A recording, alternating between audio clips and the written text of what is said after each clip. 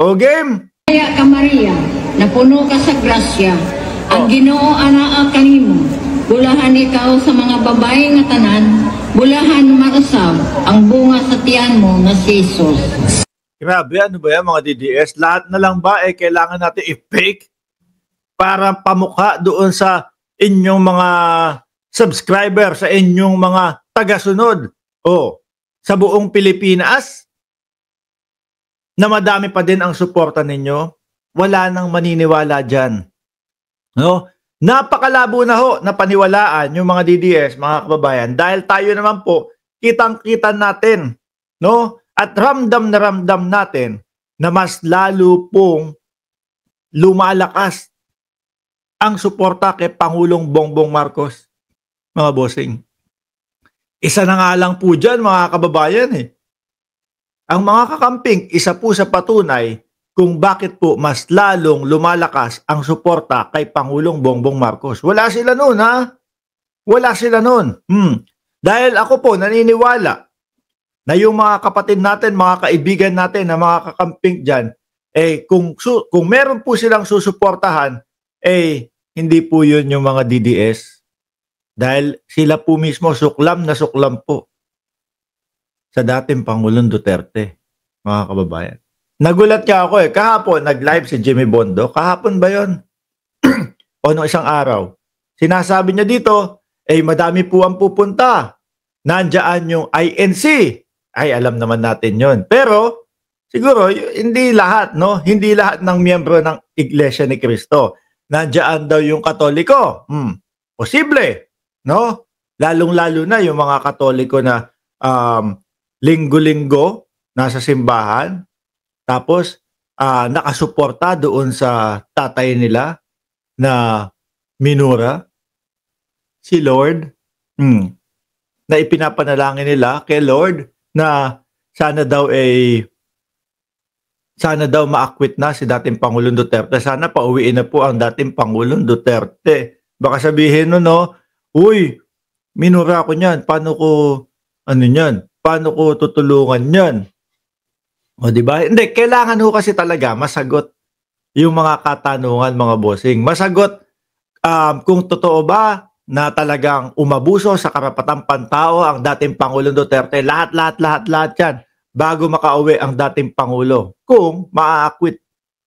Pero kung hindi ho, mga kababayan, sorry, baka doon na po yan. Kumbaga, alam naman natin kung ilang taon na ang dating Pangulo. Mga boss, baka doon na po abutan yan. Kung sakaling hindi ma-acquit.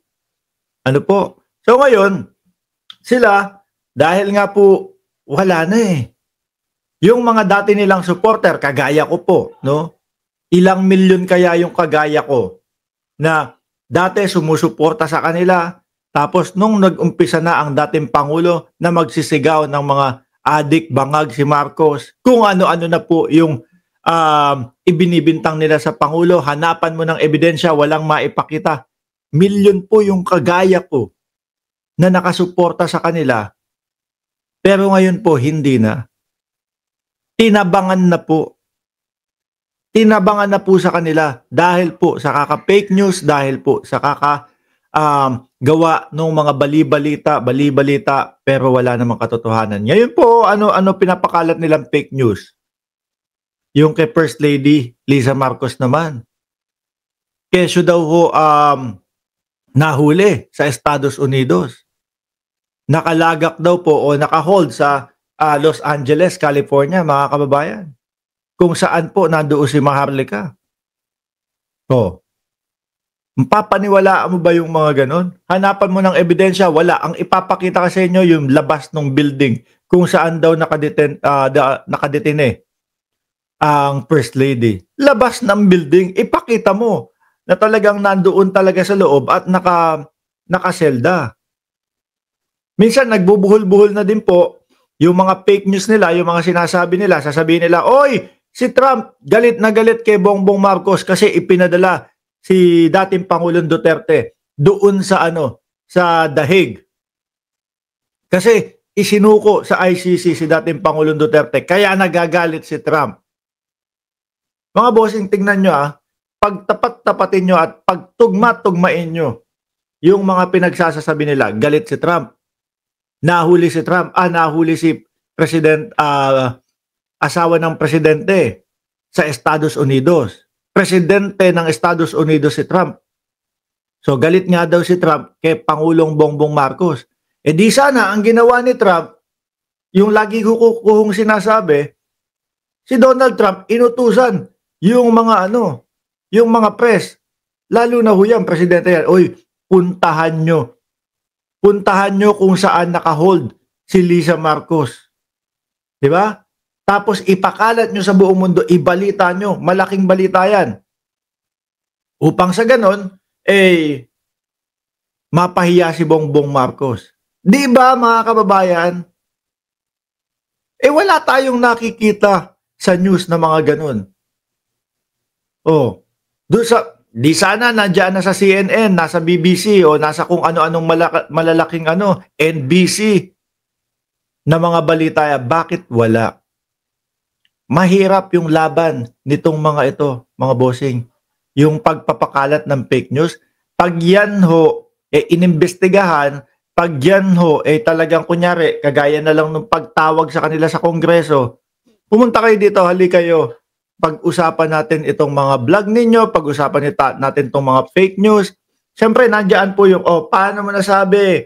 Yang si Lisa Marcos nakulong, ganito, ganyan. Paano mo nasabi na si Bongbong Marcos adik at bangag? Lagi mo sinasabi sa vlog mo. Ano ang katunayan mo? Wala. Mapapahiya po. Kaya nakita nyo ho, mga kababayan, yung mga mahilig magpakalat ng fake news, pumunta ho ba doon sa Congress? Wala. Di ho ba? Mga natakot. Mga natakot, mga bossing. Mahirap Napakahirap po ng laban na yan, yung fake news. Hindi po nila maididepensa ng maayos yan. Magbabangga yung mga kanilang mga sinasabi. Kasi nga ho, hindi talaga totoong nakita ng kanilang mga mata at tumatak sa isip nila. Kumbaga, binuulang nila yung kwento na yon na posibleng makalimutan nila. Ikaw, kapag ikaw nasaksihan mo talaga yung isang bagay, kahit umabot na yan ng 25 years, nakatatak yan sa isip mo. Hindi yan mabubura, mahihirapang matanggal yan. Yung iba nga talagang natotrauma pa kapag ka nakakakita nung yung mga mala sa pelikula na nangyayari. Totoong nangyari ang ganito. Pero yung gawa-gawa at kwento-kwento lang at tinatahi lang ng mga istorya, ilang linggo lang makakalimutan na yan.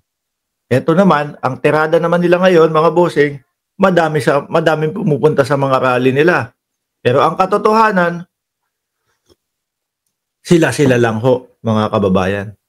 Sabi ni Luis Aldrin, ang importante, naka-step 1 na, all EJK victims. God bless President Bongbong Marcos. Nandiyan, nagkokomento yung mga kakamping nating mga kaibigan dyan.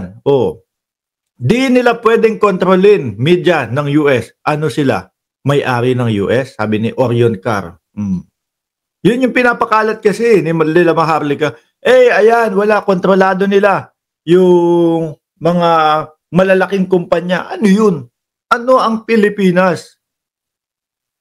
Para doon. Di ba? Hindi nila kaya yun. Sabi ni Orion ulit, Orion Cars, group hug, group hug.